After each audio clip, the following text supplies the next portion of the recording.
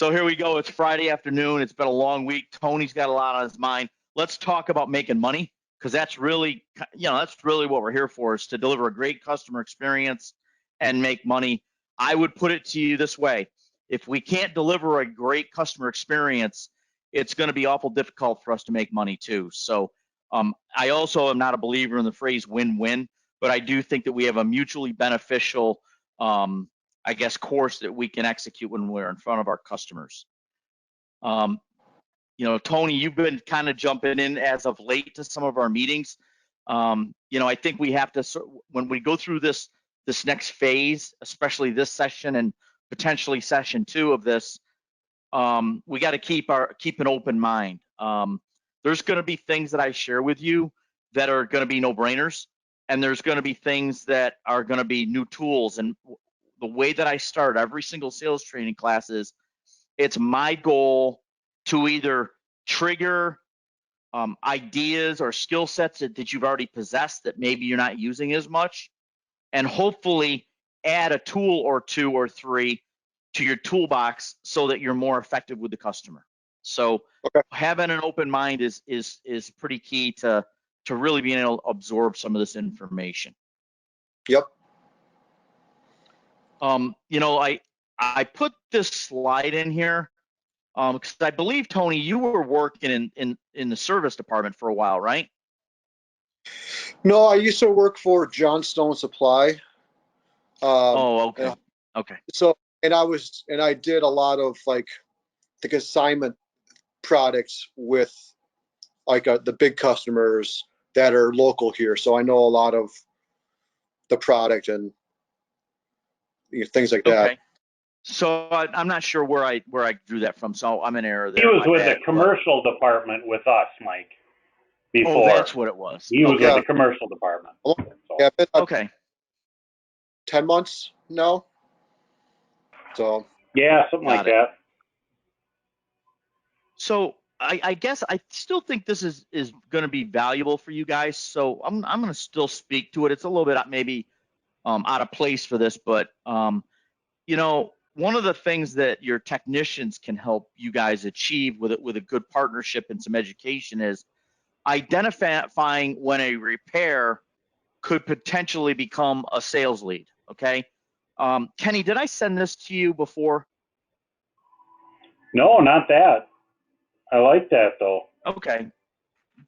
So this is just a little chart that I've acquired in my old ripe age, talking about when a technician is in the home and they're looking at an opportunity and trying to determine what the best practice is for them. And a lot of your technicians are somewhat hesitant in taking that repair opportunity and sales call, and really advising the customer, the homeowner, to flip it from a repair over to a replacement. So hey, I Mike, will send you this. Yes, sir. Not to cut you off. Danielle is trying to get in the meeting too, just to listen. Is there somebody that's still waiting to get in, or no? No, I don't see anybody. What the heck? Okay. Eric, do you have that invite handy, or do you want me to bring it up? Let's pause for a second.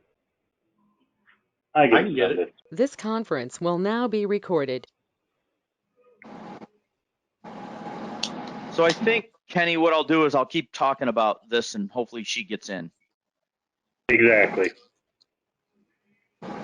So as you look at this repair or replacement, you could literally hand this to your technicians, and I would recommend you laminate it.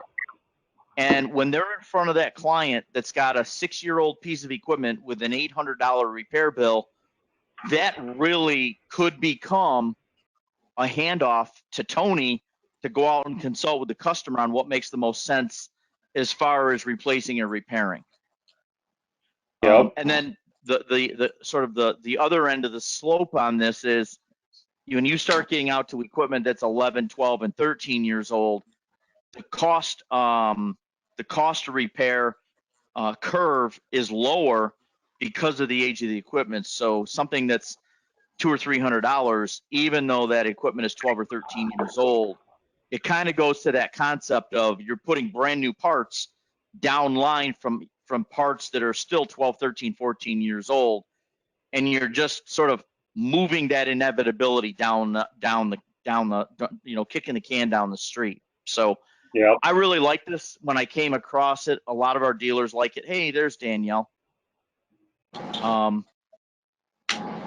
Danielle, welcome. Just so you know, you are muted, or you've muted yourself. We didn't mute you. So.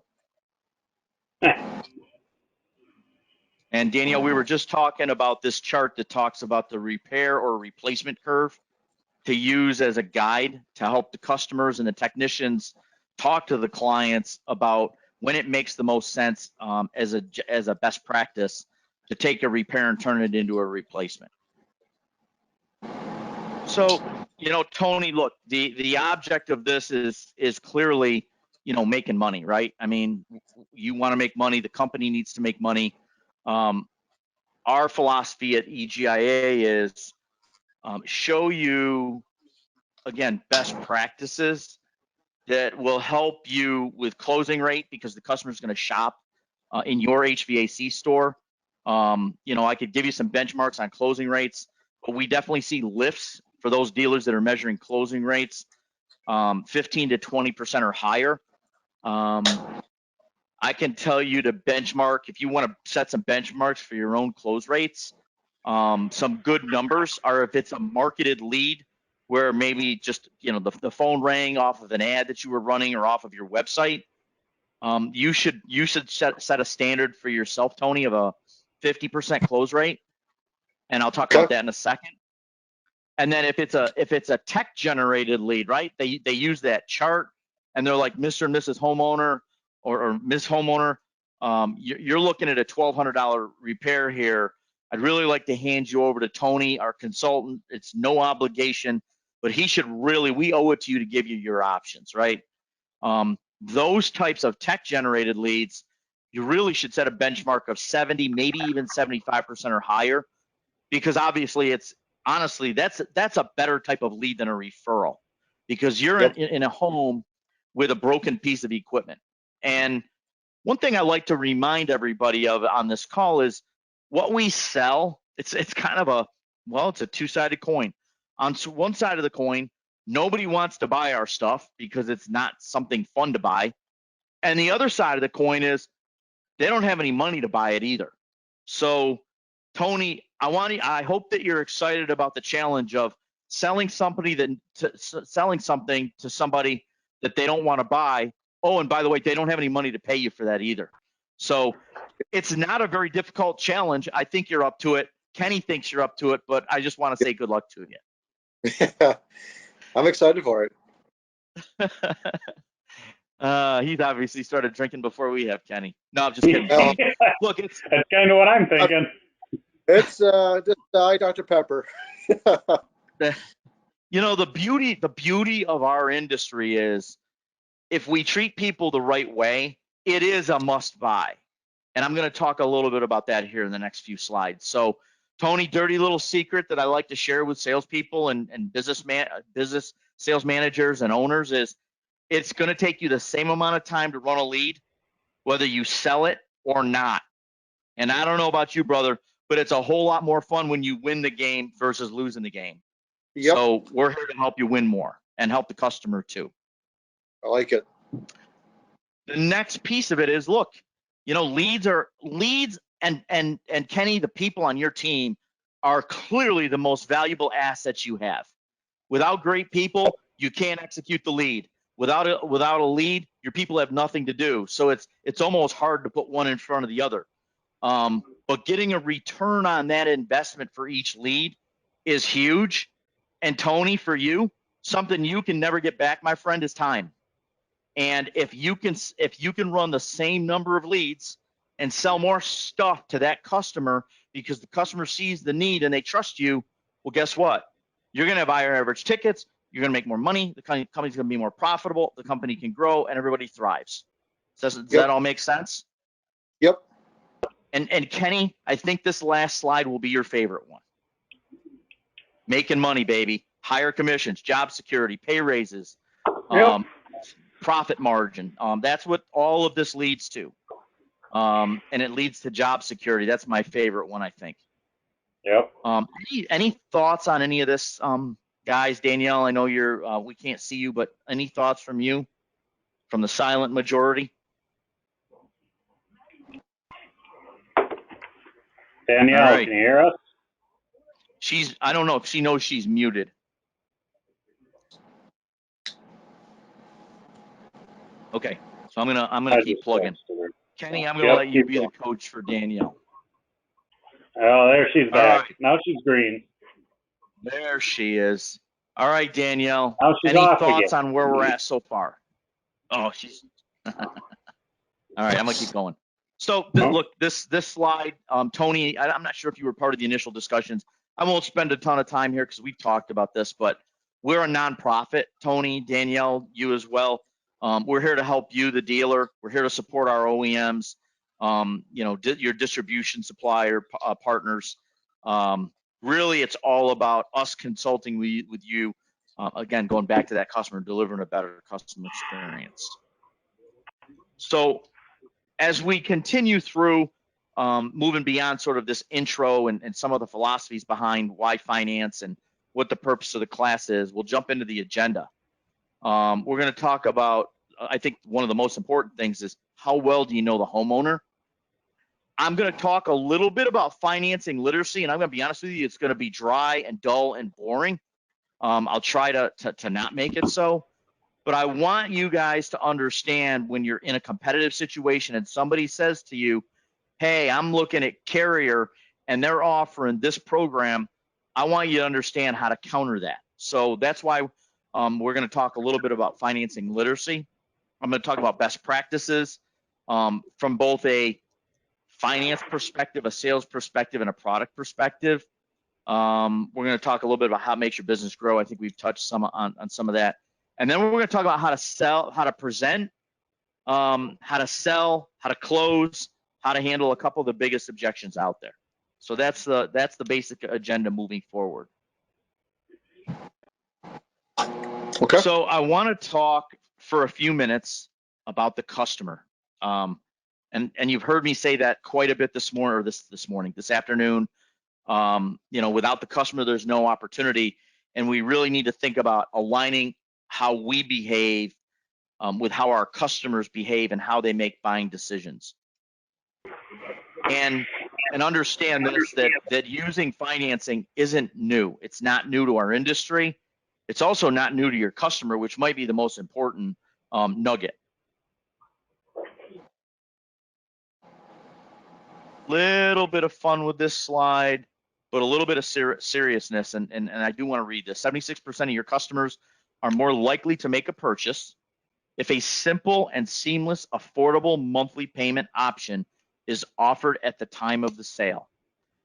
Tony, this is where I want to emphasize telling that customer that you offer financing or they can get financing if they need it is not a best practice. We're going to show you specifically how to execute that and deliver that monthly payment message to the customer in a comfortable way for you and for them. Everybody good? Yep. Good. All right. Again, we're going back to thinking about that customer experience. And, Tony, think about what I said to you. The customer, this is typically an unplanned for expense, right? And I'm going to show you the typical customer has not planned financially to take care of this issue. And think about HVAC kind of like the engine and transmission in your car or truck, right? If you don't have an engine or transmission, you ain't going anywhere. Well, if you don't have heating and air conditioning, it's not that you're not going anywhere. You might want to go someplace else so that's more comfortable. So it is the engine of the customer's house. So it is a very, very important investment. And I think we need to explain to the client that the decision they make is important because it is like the engine or heartbeat of their home.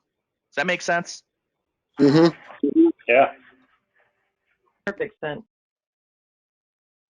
Now, I want to talk a little bit about the customer Tony, I'm not sure if you were part of the meetings earlier, or Danielle. Kenny, I think I shared this with you.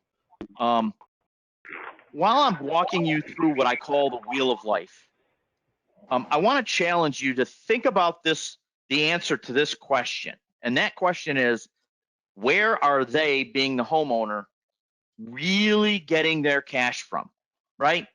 You're probably used to the customer stroking you a check. Obviously, if they hand you a credit card, that's a pretty easy way to figure out how you're getting paid there. But I want you to think again, dial back for a second, take off your salesperson hat. Kenny, take off your ownership hat. Danielle, take off your, I'm going to call you the office guru hat, okay? And think about this. Think about this from the perspective of the customer. Tony, going back to that challenge you've got, my friend, 39% of U.S. homeowners have zero money in their savings account. So to put that in perspective for you, 4 out of 10 clients that you go see have no money in their savings account. But yet you guys are trying to propose a solution to a client that's going to be somewhere between $6,000 and $20,000 typically, right? So yep. I'm not trying to scare you, but I'm trying to make sure that you understand that you really don't know what you have sitting across the kitchen table. And it's Eric's and mine and the EGIA's team job to set you up so that you can overcome this type of situation. Let's take the wheel a little bit further, okay? I'm going to take that $0 and the less than 1,000, I'm going to add them together, and that adds up to 57%. When you combine these, now we have 57%, or almost 6 out of 10 U.S. homeowners that have less than $1,000. And just so that I'm not beating a dead horse, let's go up to about 3 o'clock on the wheel. And if you add all of these categories together, it's 69%, or 7 out of 10 clients that are sitting across that kitchen table, sitting across the coffee table, or you're doing a Skype call with to do that presentation. 69% of them don't have $5,000 in the bank. So you can see the power of offering financing as a payment solution to your customer, and how powerful of a tool that can be, both for you, and it can really change the tone of the conversation with the customer where you're not forcing them to ask for it. Because let me promise you this, less than 10% of homeowners will ask you if you offer financing. They will just give you one of the magical objections, and you'll leave and pray to God that they call you back or you can reach them. I want to use this wheel for one more piece of data and comparison. So when you look at that segment at basically 6 o'clock, where it says 25% of homeowners have $10,000 or more, what we've seen since COVID, folks, is a lift in the use of 12-month same as cash programs. Why? Because even those people that have $10,000 in the bank or more want to hang on to it because of the uncertainty of what's going on with the economy and this virus. So this was a pretty profound set of data. Anybody have any thoughts on that before we go to part B of this conversation? I don't. No. Nope. All right. So now let's have a little fun. Danielle, Tony, I'd like to ask you the question, when that customer traditionally writes the dealer a check, now that you've seen the data that they don't have $5,000 70% of the time, where do you think they're getting the funds from to cover that check? There's 2 major sources. Credit card? So Danielle, I think you said that, right? You're kind of right. So Correct. what they're doing is they're taking their cash advances. Cash advance, yeah. They're taking cash advances on their credit cards, combining them, and writing you a check to cover that balance. Let me ask you guys a question, and ladies, is that a good buying experience for the customer? No. Absolutely not. Yep. And by the way, you all answered that pretty quickly. And I want to point that I call that to your attention because you're no different than your customers. We all look different, we talk different, our favorite foods are different, our favorite colors are different. But at the end of the day, we know that taking cash advances on credit cards is not the wisest thing to do, and is not the least costly usage of money. But a lot of folks don't have any other options. Now, that's the second most popular way, and it's about 30%, believe it or not, of those checks are covered with cash advances. Where do you now? So now I'm looking for the number one source of where those funds are coming from. Anybody want to take a stab at that? I would say A family. loan? Home So equity. family could be. Home equity could be, but it's not the biggest. Like So a you're 401k yes, you're. loan? She's on her A game this afternoon. 401ks. 401ks are the number one source when you're getting that check. Now, let's talk about that for just a quick second. Let's say, Kenny, that you need $10,000 so that Tony, for that job, so you're profitable, and Tony's presented that to the customer, right?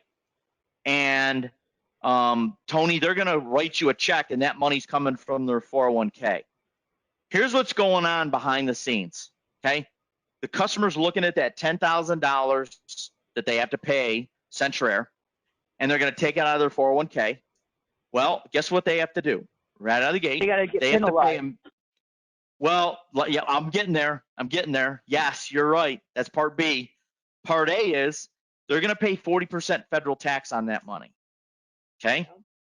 Then, Danielle, you're right. So they got $10,000. They got to pay 40% tax. So that's another $4,000. So now we're up to $14,000. Okay. That they have to take out. And then they have to pay the penalty on that withdrawal of 10%. So think about this. They have to pull out, if it's a withdrawal, $15,400 so that they can write you a check for 10 grand. Now I ask you this question again. Is that a good buying experience for the client? Absolutely Nope. not. It's not. Now, some dealers would say, I really don't care. I just want to get paid and do the install and move on. The dealers that recognize that and deliver the better buying experience by offering affordable solutions and take that additional anxiety away from the customer win the sale far more than those guys that don't care. They just collect the money. Trust me.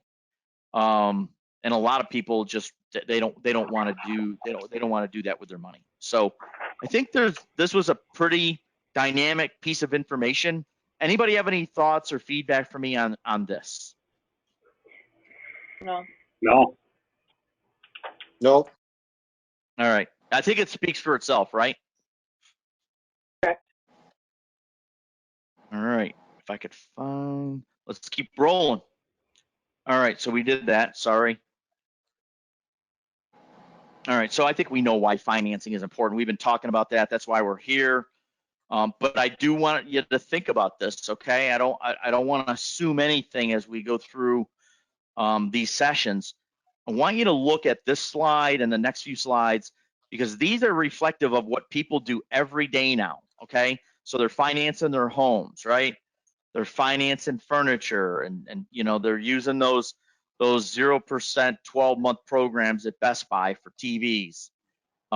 They're certainly financing their $63,000 F-150 Platinums and their wakeboarding boats. Okay. On this slide, it talks a little bit about about financing automobiles. Again, furniture, smaller ticket items. Tony, help me. On the lower left corner of this screen, what is that item? Lower left, a cell phone. It is. Okay. How much is a cell phone? $1,000. $1,000. Okay. Yeah. Kenny, what's your average ticket on a replacement system? On a replacement system, currently, it's like $6 to $7 grand. 6 to 7 grand. So think about all of the concepts of what people are doing every day in their lives here. Okay. Financing appliances and cars and homes and boats. Let me tell you something. People are also, why is this not changing? Sorry, I'm having a little technical difficulty here. People are also financing their $1,000 cell phones, right? If you ask most people what they're paying for a cell phone, they're telling you 40 bucks a month or 38 bucks a month or whatever it is. So when you think about that concept of delivering that great customer experience and realizing that we're asking you to focus your presentation on the way that your customers make their everyday buying decisions. When you look at the center photo on this slide, people are constantly looking at their monthly budgets. And I think, Kenny, we talked about this in one of our first meetings, right? You know, I know my wife and I have a budget. I get paid twice a month, and there's things I pay on the 15th, and there's things I pay on the 30th, and then there's bills I just throw in the garbage and wait for them to knock on my door. No, I'm just kidding.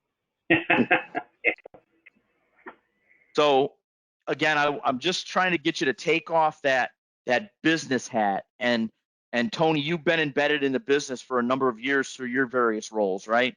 And start looking at it through the lens of your customer and understand something they don't do every day. You all been doing for years. And if we can start to align how we talk to our customers, we start to deliver a better experience, and then we have higher levels of success. So I'm going to shift gears for just a second and talk a little bit about financing literacy, we call it, and fundamentals, because I think it also aligns with customer experience. Does everybody understand the difference between an installment loan and revolving credit? Be honest. I don't think I was in there for that. Okay, no, that's awesome.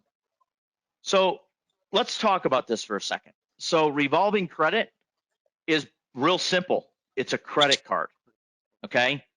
An installment loan is something like your car loan or your mortgage, okay? So why is this important to customer experience? Well, first of all, when you're out there and you're competing against other brands and they're offering monthly payments, typically those are credit card programs. And I want to go back to that age-old question that I like to ask every dealer.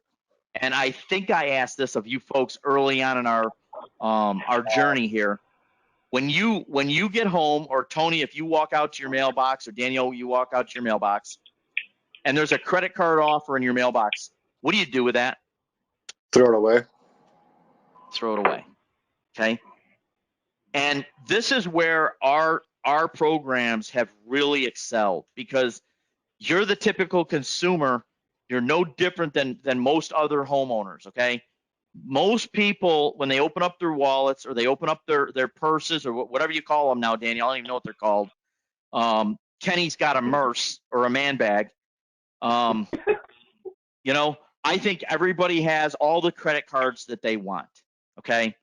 So offering another credit card is not a great solution, and it can be a tool, Tony, when you're talking to the customers and it's a competitive situation and they're talking about, well, they offered me this and that. If you recognize that the majority of the key brands that you're competing with, those are credit card programs. And if you see a dealer, let's say, offering 0 for 36, and it's on a Wells Fargo or Synchrony program, if that customer is 1 day late on those programs, guess what happens? Interest those rate. programs convert. They get charged. Well, what happens is they're going to get that program's going to convert to a 28.99% credit card with a payment factor of 3% of the balance or higher. So suddenly, that promotion has become a giant albatross for the homeowner. Let's talk a little bit more about that. Tony, if you've got a customer that you're competing against and you're offering the customer 12 months same as cash through our program, they are actually not obligated to make any payment, and all the interest is deferred for the entire term of the promo, so 12 months, right? Yep. If you're out there competing against a carrier program or a train program, those programs, the same 12 months same as cash program, requires the customer to make a minimum monthly payment. Why? Because it's a credit card. If that customer is 1 day late on those programs, they lose the benefits of the 12 months same as cash. Interest gets charged immediately, and it converts to that 26 or 28.99% interest rate. With our programs, if the customer is late on their 12-month program, it does convert to an installment loan for 120 months at 17.99. So it's far more ethical, far safer for your customer. Are there any questions on the differences in these two programs? No. Okay, good. Now, one more thing, Tony, that you should be aware of. 9 times out of 10, when you're out there and you're competing and you're quoting that monthly payment, you're going to find your payment's going to be a 50% or more less or lower than the competing revolving credit card program from a carrier or a train. So you've got a distinct advantage in comparing monthly payments. So that should give you some added peace of mind as well, right? Does that make sense? Yep. So we've talked a lot about same as cash. But don't you, may hey, hear Mike, the phrase.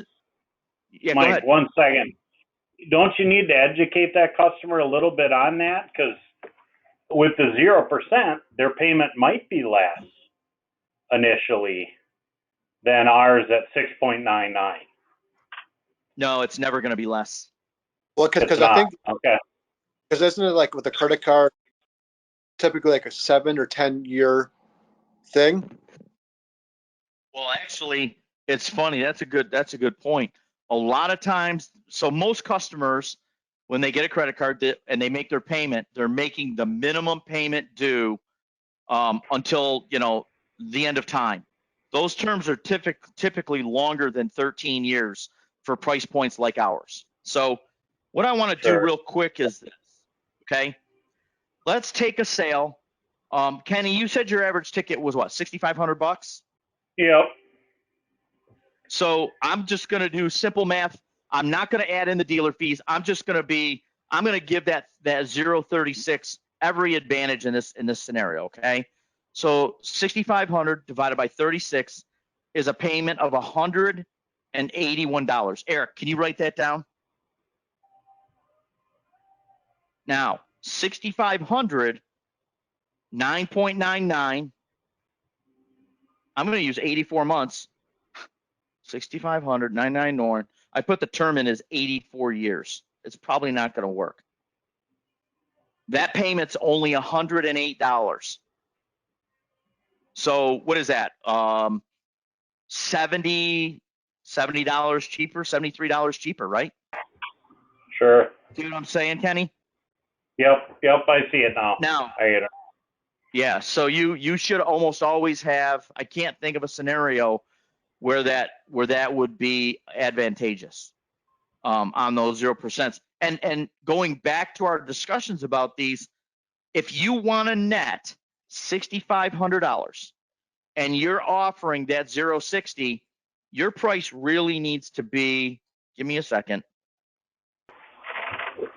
about $7,930 because of the impact to your retail price because of that dealer fee. So, Tony, when you're in the home and that customer's talking to you about a 0.36 or 0.60, it should be the absolute exception that other competing dealer's price isn't between 16 and 20% higher than yours because the impact of that dealer fee to their pricing. Okay. Another advantage that you have. And that's what we call the equal payment, no interest loan. So guys, just in the course of the discussion and Kenny's questions, we've kind of addressed everything on this slide. Tony, I want to caution you on one item. Please do not say no payment, no interest. That could potentially, create some problems down the road because really what it is no payment with deferred interest for the promo. Okay. Does that make sense? Yeah. So, if the customer says no payment, no interest, this is an opportunity for you to sort of turn the table and explain to that competing dealer is not really explaining it the right way, but here's how they really work. Okay. Yep. And I do want to state that if we get done with this session, and you're thinking about any of this over the weekend, just drop me a note, or we can talk about it Monday, Tuesday. So if you Okay. come out of here with some thoughts or questions. Okay. Eric, is there anything, Eric, that you think I've missed on this? No, not at all. Not at all. All right, cool. All right, let's talk about some best practices. And this is what we call prejudging, right? I'm gonna be straight with you. Prejudging it's almost human nature, right? We look at that car. Ooh, that's a nice car. You look at I don't know, Kenny, you're a big golfer. That's a nice golf shirt, right? Those are all forms of judging, right? Danielle, I don't want to speak for you, but you probably have some of those same scenarios. And maybe Danielle, how about we throw you out there? Give me an example of how something that you might prejudge. Let's have some fun with this. That I might what? Prejudge. Give me an incident where you looked at something and instantly thought it was this, or interpreted it as, whatever. I don't know. Sorry. That's all right. I know that was a little unfair of me, but How did you get a picture of my house on the left? That's what I want to know. Well, Is that that was really your before. Yeah, that's my house. So, That's the one you're but the part you're not sharing with us, Kenny, is you were part of Extreme Home Makeover, and that's actually your house on the right now. Yeah, the one on the left was before. Yeah. But No, isn't it's that still your the one on the That's left. your second home, though. That house on the right is your second home, though, right? That's right. one. The one on the left is where my wife sends me when I misbehave. Out in the backyard.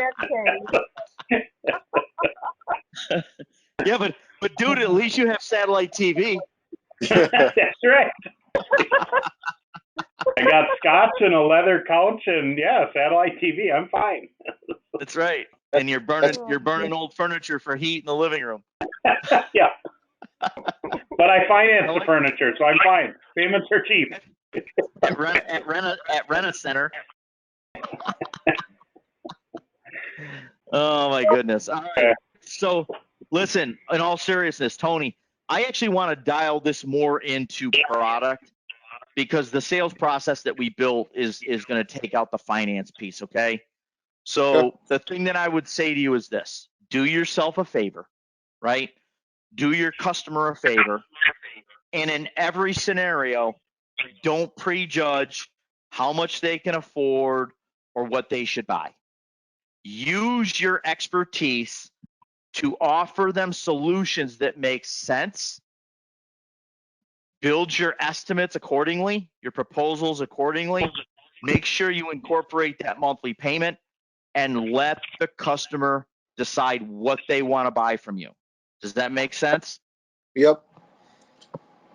I'll share an old line that my old sales team used to have, and I love the line. I didn't make this. I didn't write this. I didn't create it. It was literally one of my sales guys, and we were talking about the quality of leads. And a couple of guys, there's always that guy in the room, right, Danielle, who's got that negative Nelly, right? Everything's negative. Well, we had a couple of guys that all they were doing is hating on the quality of leads. And we got talking about that and sort of brainstorming what to do in each one of those situations. And one of my sales guys, and this guy could sell ice to an Eskimo. He was just a good guy. He always presented himself professionally. He was well spoken. The customers liked him. He stands up. He goes, guys, all we got to do is go sell something to somebody. And in the context of those classes, it made a lot of sense. And Tony, in the context of what you have to do, it'll make sense. When you run that lead, it really is your job to consult with the client, listen to that customer, and find items that make sense to solve for their circumstances. And we always encourage you to find a way to say yes. And what do I mean by that? Find a way to build out that good, better, best premium. It's always easy to say, well, this customer only wants a 16 SEER. Well, what could you do with that? We're going to talk about taking that isolated, maybe it's a boiler opportunity or whatever it is, and turning that into a good, better, best premium. If you commit to that using the experience you have, trust me, your sales will lift because of it. And listen, you're letting that customer shop in your heating and air conditioning store, so it's a better experience for the customer. Makes sense, everybody? Yep. Perfect.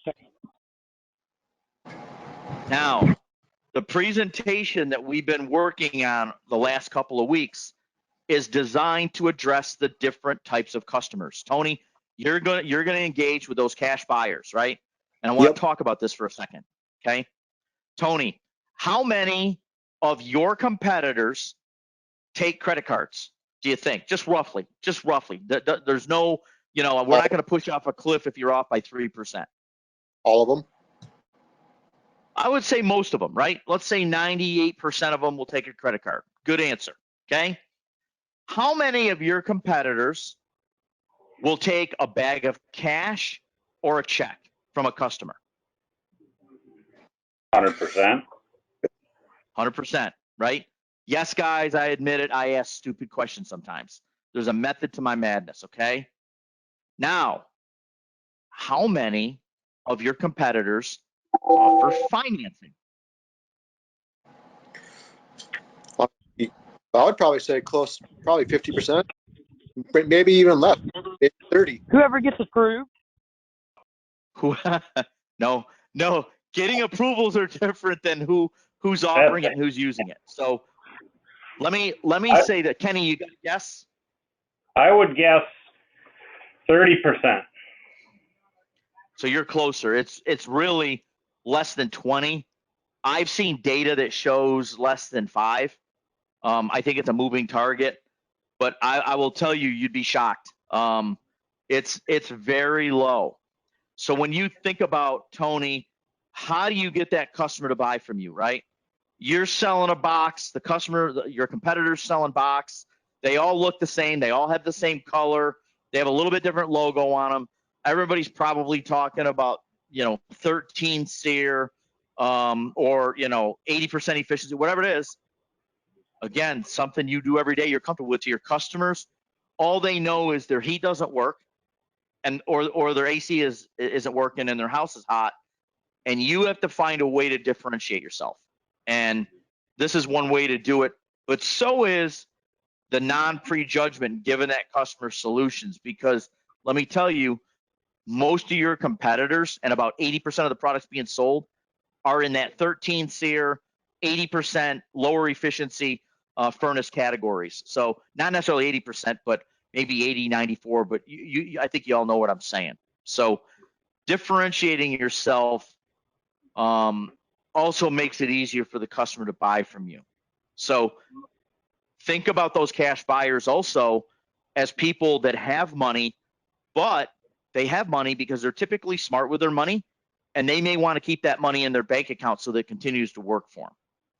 Then you've got those payment buyers. Now, in fairness, that payment buyer is probably the same buyer as the buyer with bad credit, but you got this segment of bad credit right now where people would not qualify for financing. But guess what, Tony? They still said yes to you. They want to buy from you. The only problem is for whatever reason, they don't qualify. And I don't judge people. And again, we talk about no prejudging.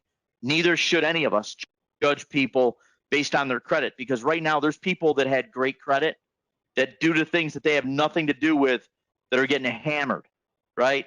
And look, this is speculation on my part, but if you think about that sort of challenge credit category, it's probably going to be around at more of an extreme for at least another year, while people go back to work and they get their FICO scores to start coming back up. They go down easy, but man, it's hard to get them to go up. So we want to make sure that we're addressing cash buyers, payment buyers, and those buyers with bad credit. And our system will do that for you. So not that you're going to walk away from those sales, because obviously you guys have come down a journey with us, but understand that sticking to the process, Tony, will help you address these different types of customers. Okay. So I'm going to stop for a second. Any feedback from you all? Any thoughts? Any questions? Not at the moment. This will probably be something probably down the line where, let's just say they don't get approved for a loan and they don't have the cash. Like what's the best sales technique, or what would you do? I don't. Yep. No, that's a great question. So here's the good news, Tony, and we are going to get into this when we do a little bit of role playing down the road, okay?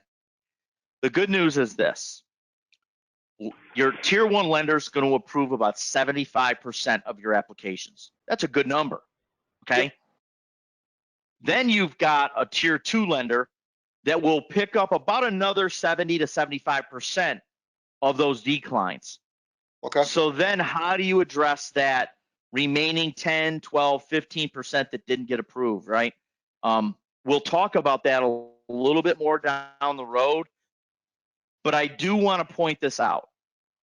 Those types of applicants and customers that have got credit profiles that would not qualify for a tier 1 or tier 2 lender, they know what their credit looks like.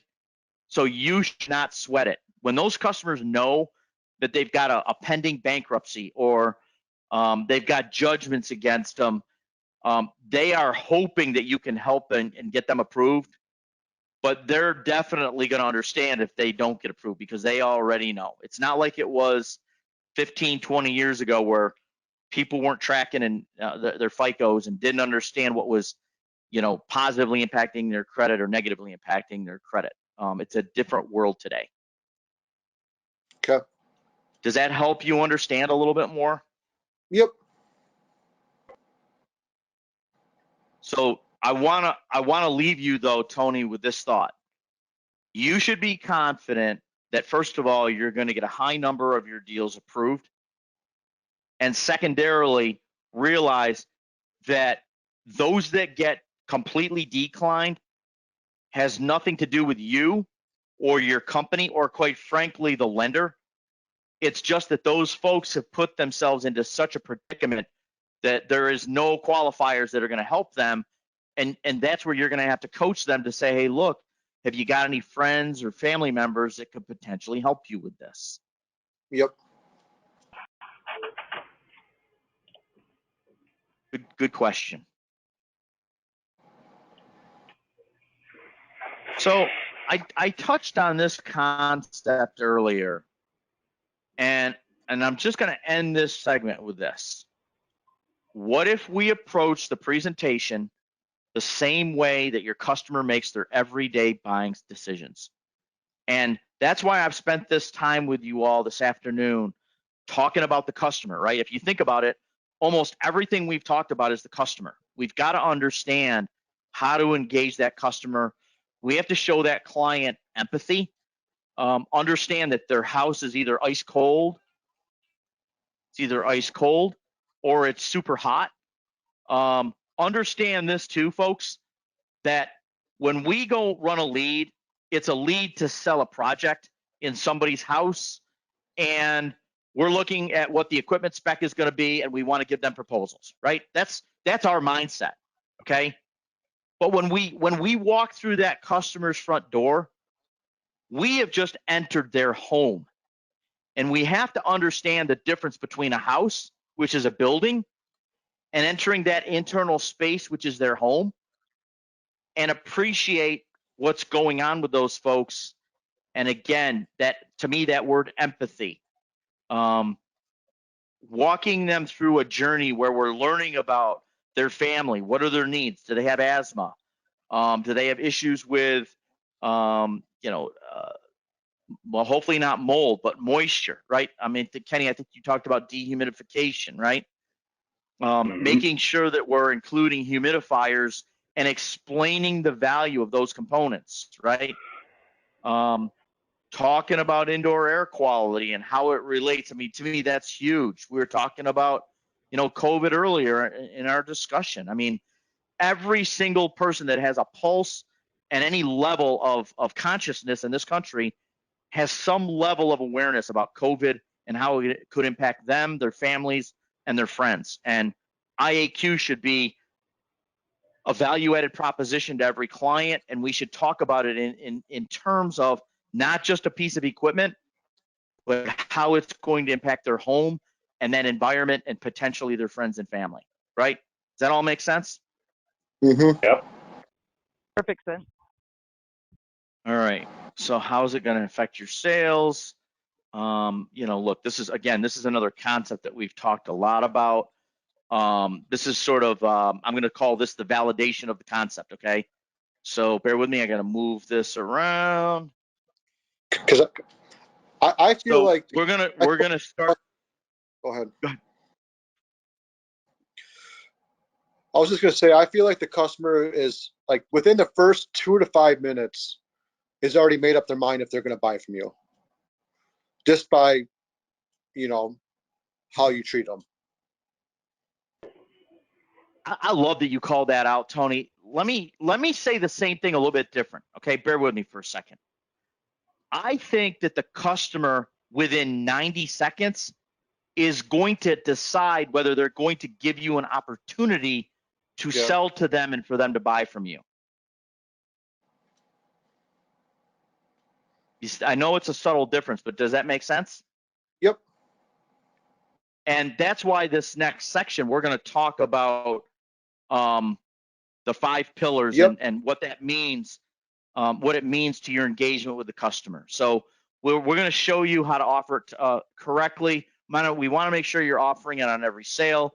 And I talked about this earlier, Tony, making sure that you're offering 4 solutions whenever you can. Okay. We're going to show you different finance solutions so that you're offering a term loan and the same as cash so that we address all types of buyers. We want that customer to be able to afford it. We don't want you guys competing on price. I call that, Eric's heard me say this, I call that a race to the bottom. Nobody wins there. And honestly, especially everybody on this call and the customer. People will buy in the United States, people will buy the most value-added product that they can afford. And that to me is a key component in this conversation as well. And then we talked about differentiation, right? So I think this kind of summarizes the first segment of today. And I am going to continue to move on. I talked about making sure that we understand that if we don't offer that finance solution to every customer, most of them are not going to ask, and we're going to lose those opportunities. And a quick thought, you're never going to lose a sale because you offered financing, but how many have you lost because you didn't? And that to me is going to be kind of immeasurable. So let's take a quick second and do rapid fire. Danielle, I'm going to start with you because you've been on your game so much this afternoon. Give me one key takeaway from what we've talked about so far.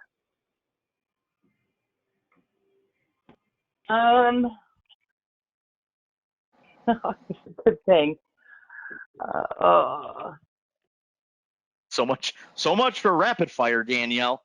Yeah, right? Like everything that you talked about today has been interesting. All right, so let's do this. I'm gonna go to Tony next. And then Danielle, you have to give me a specific, and it can't be the same one Tony did. Okay, Go I'm ahead, Tony. doing Wheel of Life. Perfect. You like the Wheel of Life. All right. I do. All right, Tony. She took one away from you, buddy. That's fine. I mean, it wasn't today, but I know one thing that we talked about in the previous meetings we had is like kind of when you're in your sales presentation and you're throwing like, how you can throw, when we install this for you, or, this little lines like that to make them think that we're installing the job for them. Okay, so sort of that suggestive statement, Yep. you call it a pre-close trial or pre-trial close, whatever you want to call it. And not being pushy, buddy, but you're just kind of, you're not being pushy at all. You're just kind of making them think Planting the that seed. we're planting the seed in their head that we're doing the job for them without pushing them. Okay, I like it. Kenny, quick takeaway from you, buddy. To me, it was that sentence you said. I was under the impression, you have that 2 to 3 minutes to decide if they're going to buy from you. Yours was at 90 seconds. I like that you said, you twisted that a little bit. It was 90 seconds to have the opportunity, so that was kind of the key takeaway for me. So, That was Well, I'm glad interesting. you say that. So I'm glad you say that. Oh, sorry, and Danielle, go not to ahead. prejudge, and not to prejudge people. I was guilty of that. I am guilty of that. I mean, I think a lot of us actually are. Yeah. I was in a customer's house one time, and the house looked like the one on the left there. And then we walked into the garage, and he had over $1.5 million worth of cars in his garage. Wow. And it was beautiful, Bentley and the whole 9 yards of. But it was just, I was ready to drive by the job because I'm like, I don't even want to put a furnace in. And yeah, the guy he bought the house, turns out, just to store his cars because the garage was nice. But I didn't know that, So. All right, so we have about 16 minutes left. So I'm going to keep moving forward, and I want to talk about the 5 pillars. And Kenny, this is something we talked about. I want to say on like the second meeting that you and I met. But I don't think Tony and Danielle have been through this. But now I kind of want to get it to be a little bit more real, because now we're getting to the point where the rubber hits the road here. So I want you to think about the sales process, Tony, Danielle. I mean, it is critical that you execute to improve your odds of selling. Okay, I always tell everybody these 5 pillars are not going to guarantee that you're going to sell the job. There is no guarantees. Okay, no one's going to say to you, you got to close 100% of your sales. Okay, Tony, I think the numbers that we talked about earlier today were pretty reasonable, right? Yep. Any good sales manager, business owner is going to challenge their customers to get 100%, but realistically, you ain't going to get them. I mean, there's just some people just aren't going to like the color of your shirt that day. So it is what it is, man. I want to help you improve your odds. And I think that the 5 pillars directly point to that. And if you execute them, you'll have a lot of success. So pillar number 1, Tony, and I think this is the most important one, and Danielle, is why me? If that customer doesn't respect you, and quite frankly, they probably have to like you a little bit, okay, and you've got to earn their trust, then the other 4 pillars are going to be very difficult for you to execute. So when I talk to dealers, I tell them, I want you to think about spending an extra 12 minutes with every customer. Why? Because you're gonna slow yourself down and pace yourself, and that relaxed, transparent sincerity will translate to the customer, and you're going to be able to better align yourself with what's going on with that customer in their home if you're not in a rush to get to that next sale. And you want to make sure that you're setting yourself up with your schedule so that you've got the time to execute with that customer, kind of like a professional athlete or artist or musician. When they step onto that stage or they step onto that field, they got to have their A game. And Tony, the dog could get sick. He could have chewed up your best pair of shoes. You had a flat tire. But when you pull in that driveway, buddy, it's go time, and you got to put your best foot forward. Yep. The next piece of this is why my company. And what I'd like to do is challenge you. We're not going to role play this today, but in the next session, Kenny, Tony, Danielle, I would like you guys to tell me this, answer this question for me. Why should a customer buy from your company? And I want you to really think about that and come up with a list. And at the next meeting, we're going to kick that meeting off with, tell me your company story. Everybody with me? Absolutely. All right. I did. The next one, why these products? Okay. What do I mean by this? So why have you decided to partner with the Amana product line? Okay. What's the value proposition to the customer for Amana? What's the value proposition to the customer as far as warranty? Remember, a part of this product that you're installing is your labor and a little bit your company, but labor is part of the product. Why are you recommending these different efficiency levels and these performance levels? Why should the customer buy IAQ? So why these products becomes part of the conversation. And Tony, I think that the presentation model we built will help you present them, but you also have to be able to build on that presentation model so that you're passionately delivering the message to each product category and how it's going to solve for that customer's needs based on the assessment that you've done with them. Okay. Make sense? Yep. All right.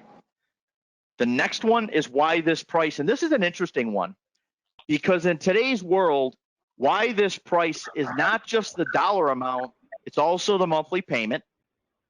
And I would argue that why me, why my company, why these products is what builds the foundation and the value proposition for why this price. So don't think of why this price is I have to have a separate value statement on, how to justify my $12,000 proposal, right? Or my $2,300 proposal. Why this price is naturally built based on you earning their trust, you building a relationship. They see the value in your company and they see the value in the products. And those things collectively, to me, point to the value in your price.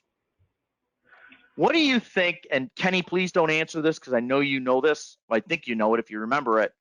What do you think the fifth pillar is, Tony and Danielle? Do you remember? Fifth pillar? I'm sorry? Did you say the fifth pillar? The fifth pillar. And let me give you a hint. We've gone through the home. We've met the customer. We've built this relationship. We've now made the presentation for our good, better, best, premium, or ultimate. What's the one thing that we haven't done so far? The close. We have not asked for the sale. That's Yep. exactly right, Tony. So why today? So the interesting thing in the concepts of the 5 pillars is this. Remember, Tony, 95% of the time, or maybe higher, you're sitting in front of that customer. They don't have heat or they don't have AC. So why today is almost a stupid question. It goes back to what you said earlier. We should be able to assume the sale. However, we cannot take that for granted or assume the sale unless we've built a relationship. We've answered the 5 questions of the 5 pillars. Why me? Customers got to like you. They got to trust you. Why my company? They have to feel safe in the fact that your company is going to do right by them and their home and their family, right? They have to have confidence in these products, right? The fact that you selected these products because they're going to perform well for your customers, and they're also going to protect the reputation of Centrair, right? And then why this price we talked about gets answered organically through the first 3. And then at that point, you should be able to assume the sale. The customer didn't invite you into their home to watch Sports Center or HGTV or eat bonbons, right? They invited you into their home. Why? Because they have an immediate need and they are looking for someone that they trust to solve for that need.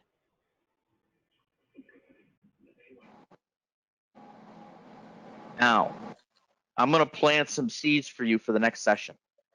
What are the top 2 objections that you're going to hear in an in-home sales environment? Right. Yep, sort of. So I'm going to give you that one. What do you think the second one is? Brand. No. not one of the top twos. I'm not saying it doesn't pop up for sure, because it does. Hold on. The price and the.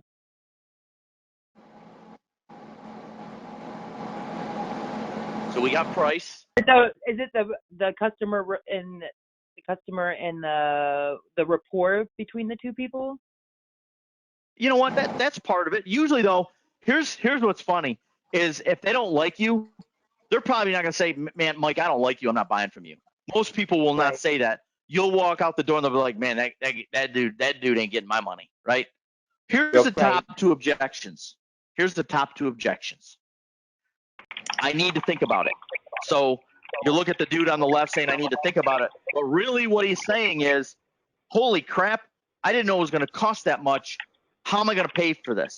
And that's that conversation that husband and wife could potentially be happening. So Tony, typically when you hear that objection, I need to think about it. It really points to, I like Tony. He's got the right products. I ain't got no heat, but I ain't got no money either. Okay. And then the second one, and I'm surprised you guys didn't get this because this is usually the one that everybody gets. I'm getting 27 more estimates. I'm going to get 27 more estimates. Yes. So we have built a system that it's not going to eliminate all those objections, just like we're not guaranteeing 100% close rates. Okay. But the system will help to reduce the number of times this objection, Tony, gets put into your, into your face. Okay. And that's where we're going to go with the next session. We're going to walk through that presentation that addresses the two most common objections. Are you with me? Yep. So I like to do this. I want you all to remember that 12-minute rule. Is there anything here that surprised you? And more importantly, is there anything so far that's made you feel uncomfortable?